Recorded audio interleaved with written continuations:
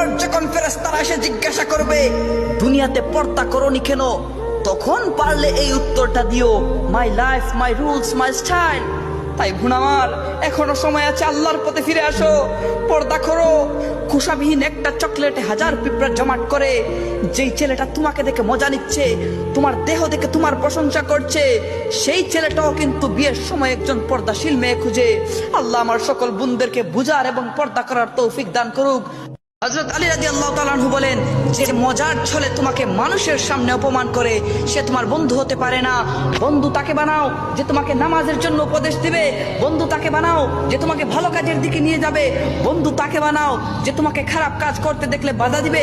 বন্ধু তাকে বানাও যে তোমাকে আল্লাহর জন্য ভালোবাসবে। বন্ধু তাকে বানাও যে তোমাকে জান্নাত পর্যন্ত নিয়ে যাবে। ইরানের প্রেসিডেন্ট ইব্রাহিম রাইসিকে কে বাঁচিনে না? আল্লাহ ওনাকে জান্নাতের উচ্চ মাকাম দান করুক। আর ইসরায়েলের খুশি হওয়ার কিছু নাই।